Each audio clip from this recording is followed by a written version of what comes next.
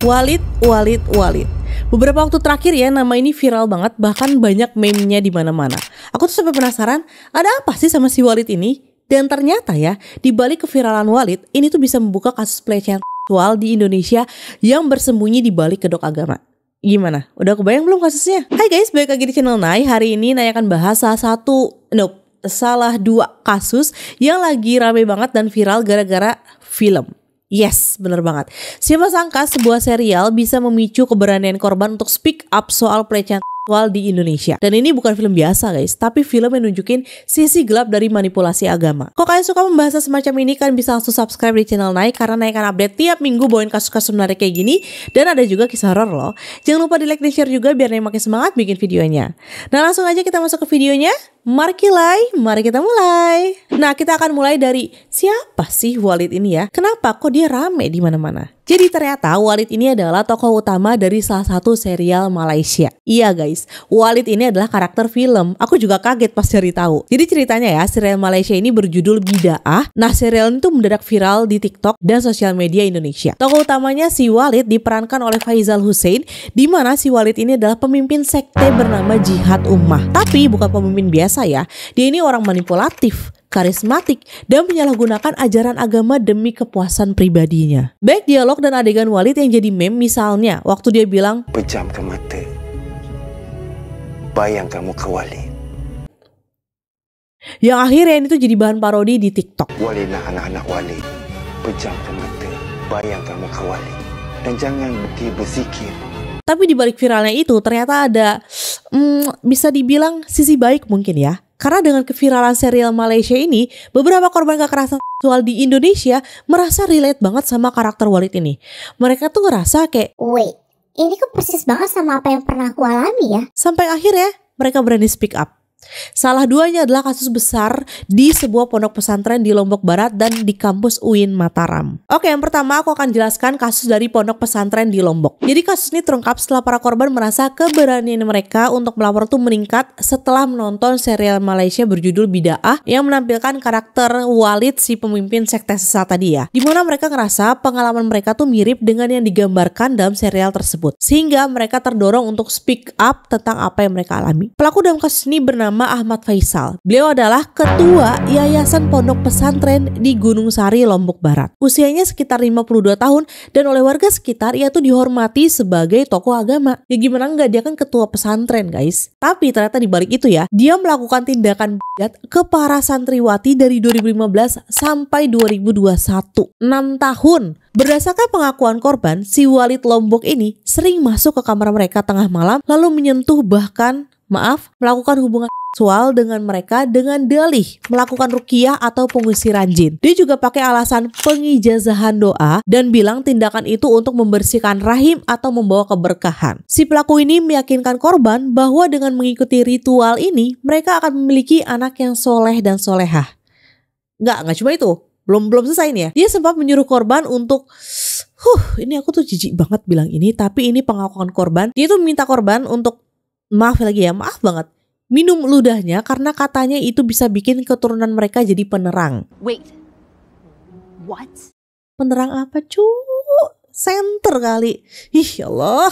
Jadi si Walid Lombok ini melakukan pelecehan dan hubungan badan berulang kali terhadap korban. Termasuk menyentuh tubuh korban, mencium hingga melakukan hubungan badan tuh di ruang kelas, kamar santri, bahkan di rumah pelaku sendiri. Awalnya terdapat 10 korban yang melapor, yang 5 diantaranya tuh kasus hubungan badan dan 5 lainnya tuh kasus pelecehan. Namun jumlah korban tuh bertambah, sampai sekarang tuh ada 13 orang yang udah melapor. Diduga ya jumlah korban tuh sebenarnya lebih banyak, namun sebagian tuh belum berani melapor. Pihak Lembaga Perlindungan Anak menduga jumlah korban tuh bisa lebih dari 20 orang.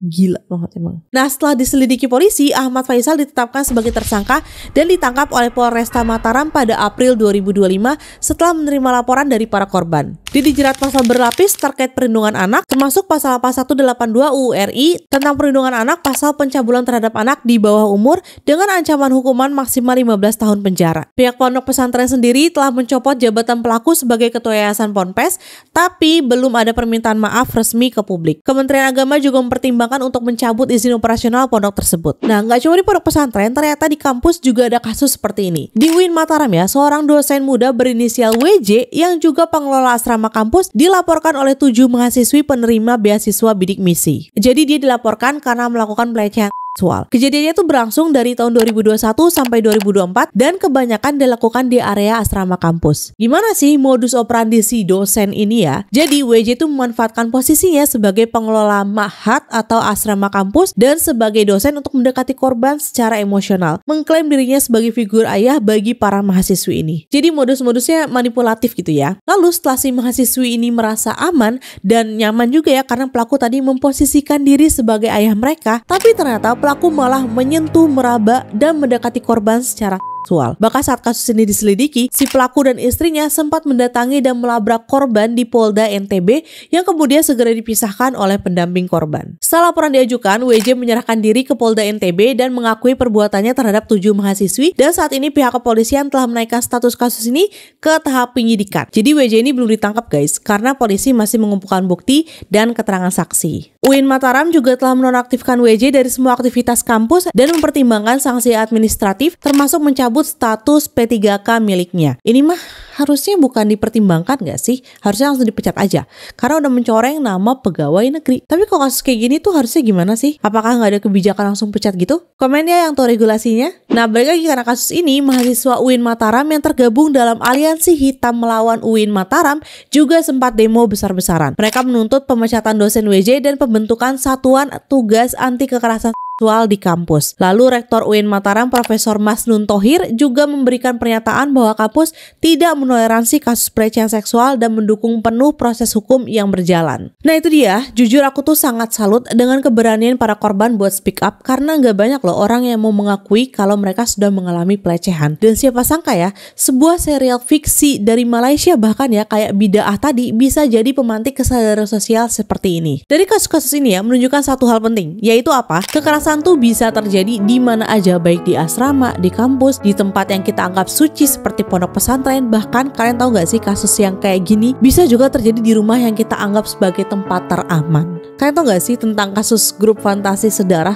Sumpah ini tuh level jijik tertinggi yang pernah aku bahas. Untuk video detailnya tentang kasus ini udah ada di channel aku atau kalian bisa klik card di atas ya. Nah itu dia video hari ini. Sebenarnya pelecehan berkedok agama tuh udah sering banget kejadian. Kayak yang baru-baru ini juga viral. Di salah satu video aku tuh pernah lihat ada banyak santriwati gitu yang lagi antri buat salim sama mungkin pemuka agama kali dia ya. Dan mereka tuh kayak didoain tapi sambil dielus-elus kepalanya.